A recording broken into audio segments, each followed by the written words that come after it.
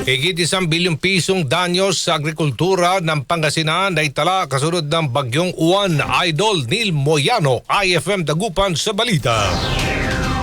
Umabot na sa mahigit 1 bilyong piso ang partial consolidated damage sa sektor ng agrikultura sa Pangasinan matapos ang pananalasa ng Super Typhoon Uwan ayon sa pinakahuling ulat ng Provincial Disaster Risk Reduction and Management Office o PDRMO.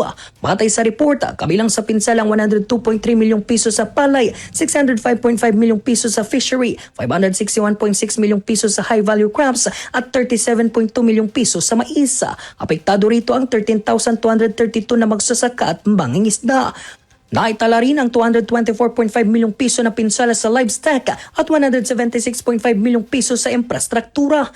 Ayon sa pamalang panlalawigan, tumanggap na ito ng 50 milyong piso mula sa national government para sa rehabilitasyon at agarang pangangailangan ng mga residente. Ipinesenta rin sa nakarang pagdalaw ng mga opisyal na gabinete ang pangangailangan sa binhi, punla, fingerlings at iba pang kagamitan sa pangingisda, maging ang kahilingan para sa cash assistance. Kabuang 345,673 pamilya, 1.17 milyong individual sa 42 bayan at 4 na lungsod ang naapektuhan kahit idineklara ang state of calamity.